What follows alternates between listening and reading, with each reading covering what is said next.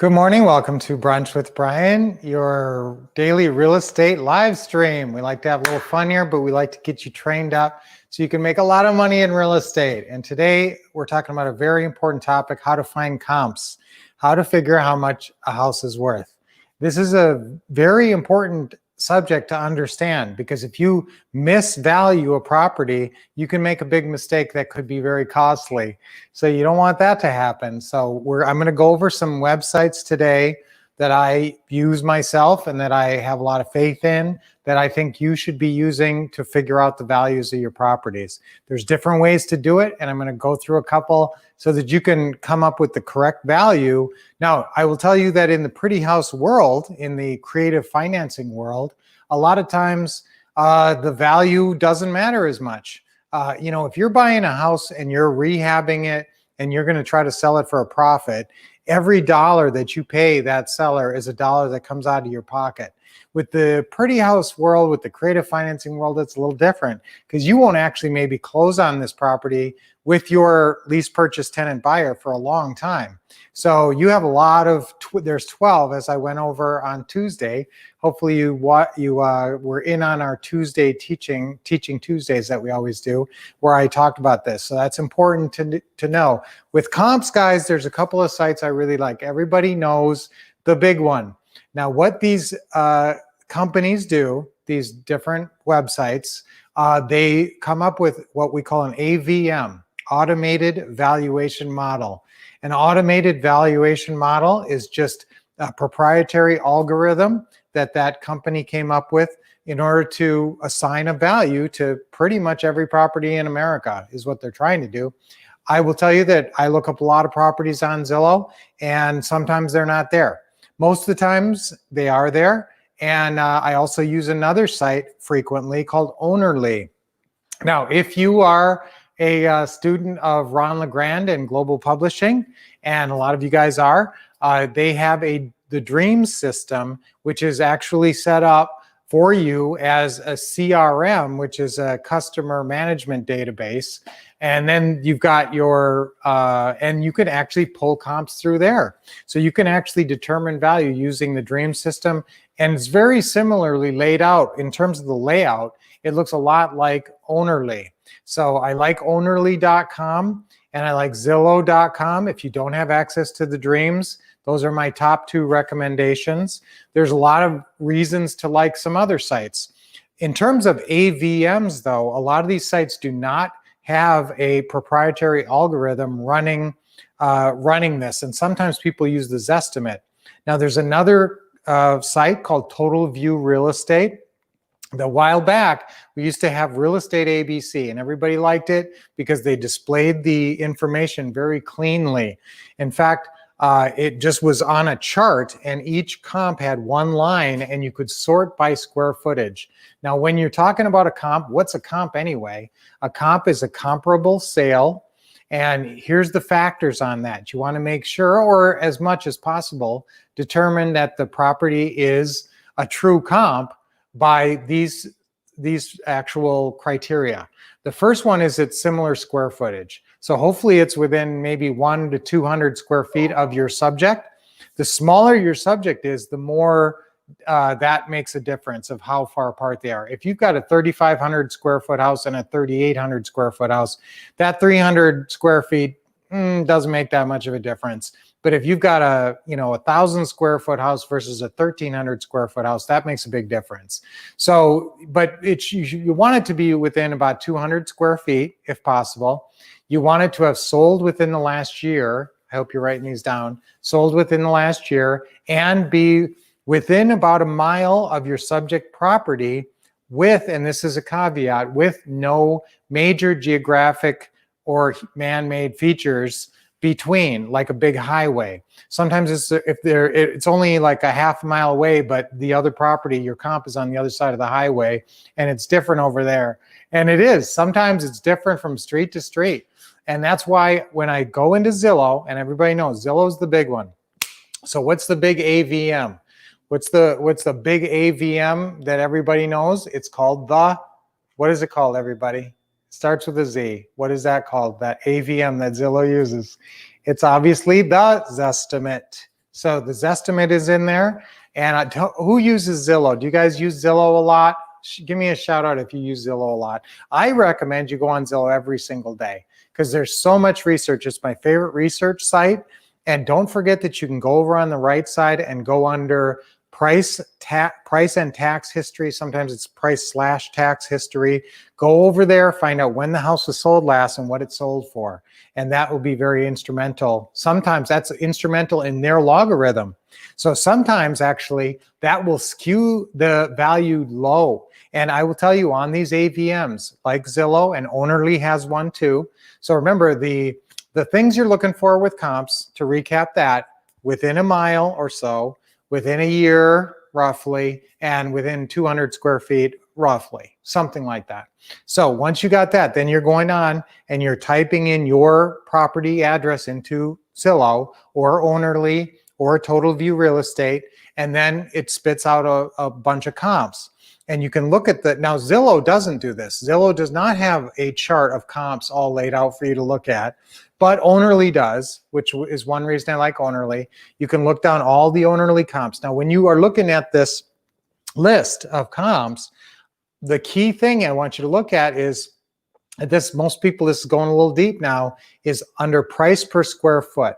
What the property sold for, what the price per square foot was when that property sold. And, you know, across the country, you may run into some properties that the average price per square foot is under $100 per square foot. That's kind of rare though. Chime in, guys. Tell me what you think the square footage is in your area.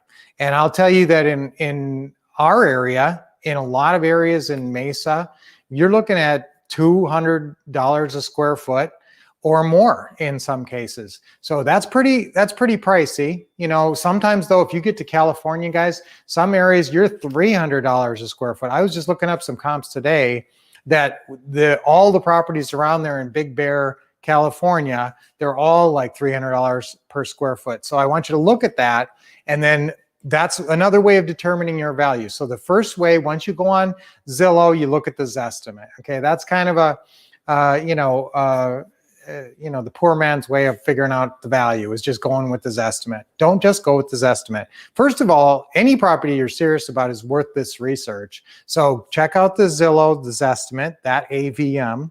What other AVMs? I want you to check out the Ownerly one. Now, here's the kind of cool thing about Ownerly. When you type in, Ownerly will only have you have five searches at the same time for some dumb reason. But so you'll have your house in there, you'll do a search, and right when you do the search, it'll produce a report. They're trying to make it seem really official and valuable, I guess. And then you have to click to view the report. Okay, it's kind of like a fancy marketing tool, I think. But when you look at this report, it has two AVMs right at the top. One is the Ownerly AVM, and one is the collateral analytics, is what they call it. Okay, that's another dumb name, Ownerly. I don't know what they're thinking about. That's not the greatest name. Collateral analytics. Nobody's ever going to remember that. But basically, it's like we took a look at some other AVMs, and this is what they think. Okay, so it's kind of on the page. Now, here's the wild thing. I just looked up a whole bunch of properties this morning, and on one particular one, I had a difference of $320 on the Ownerly, and the Zestimate says it's worth $390. So if you have a $70,000 spread in your AVMs, that just kind of shows you that it's not really a science. It's not a total science. You can't break it down to that. It's a science once you do that next level of research. Okay, so let's say your valuations are way apart on your AVMs. So what you got to do then is, I want you to use another methodology. Go down on that list on Ownerly and figure out the price per square foot, and you can click square foot at the top of the column, and it'll sort all your comps by square footage. So first off, do that. Then it'll put your subject right in the list where it should be.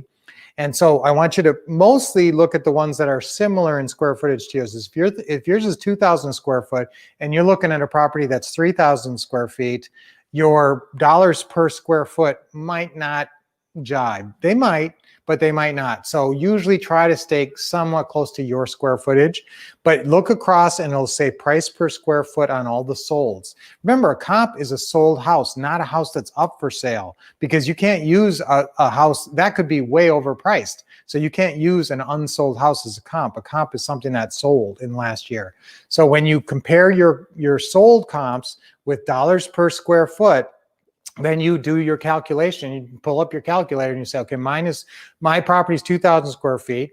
The average here, looking down this chart, looks like it's about $160 a square foot, rough average. So you do 160 times 200, and you come up with a value of whatever, 320,000 in that example. So now then you can look at that, compare it to your AVM values. And then the next step I want you to take is I want you to pull individual comps. That's how you really get down to verifying the value. Zillow is helpful there because why? Because they got all the old comps and they got pictures. Now I'm going to give you some real insider, really secret, really super secret, special information.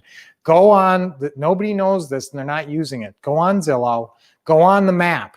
Up in this isn't a very pronounced feature, so it doesn't jump out at you. Up in the top right-hand corner, there's a little arrow to expand the map. Hit that, it expands the map. In the upper corner, upper left corner, there's 3 buttons there. One says road, it's just a map. One says satellite, and one says lot lines. Click the lot lines view. All the yellow ones that pop up all around your property on the map are comps, they're previous solds. So you can actually click on them, look how they look, look at the pictures, that's the thing. Look at the pictures, and sometimes, now remember, I don't always trust pictures. Those could be taken 5 years ago or whatever, but generally you can put some faith in the pictures. If you look at the pictures and say, wow, that house is much nicer than mine, or wow, that house doesn't even compare to mine, it's not nearly as nice, that gives you a more accurate read on your specific property.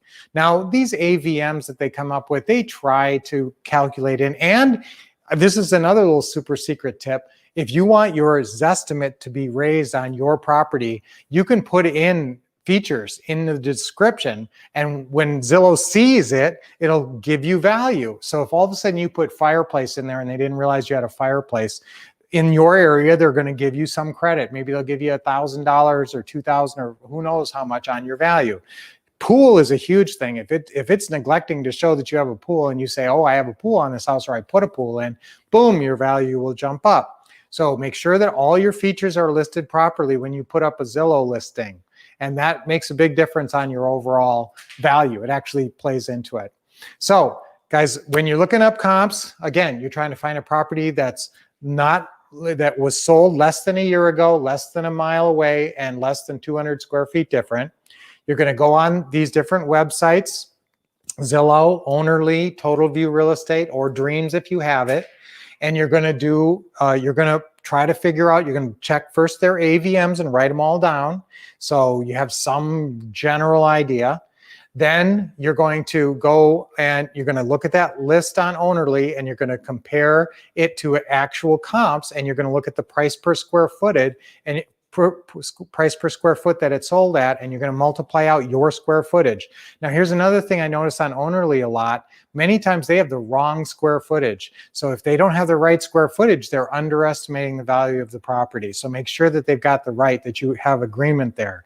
So if you have the right square footage and everything, then multiply it out, and then I want you to look at actual comps, properties that sold. Now, is that for sure? I mean, how many, let's face it, what does it take to sell a house? One willing and eager buyer with enough who can do it, a qualified buyer. So somebody might have overpaid for a house. I'm not saying that's impossible, but generally, if you can find 1 or 2 or 3 or 4, more comps the better, that justify your value, then you can feel more confident. Again, don't just go by this estimate. Don't just go by these Ownerly AVMs or Total View Real Estate or all these. I want you to do that, these other levels of research. And if you're really, really serious and you're really, really not sure, usually after that whole process, you're going to be pretty confident with your number. If you're still not sure, then drive out to the house, evaluate the house, on its own, and you're going to do this in the deal meeting anyway. And when you evaluate that house, you can even drive by some of the comps. So if you have comps that you're kind of hanging your hat on, I think this is worth $250 because there was a house that sold for $250 just like this down the street. Look at that house. Is that house really a good comp for your house? Maybe it is. And so if it is, that gives you extra confidence. I want you to go out there with confidence. And I invest with confidence. Let's do that as our affirmation today. Ready? I invest with confidence. Okay, let's do that again. I invest with confidence. Why do you invest with confidence? Because you get our training and we tell you how not to make the mistakes we've made and how to be smart.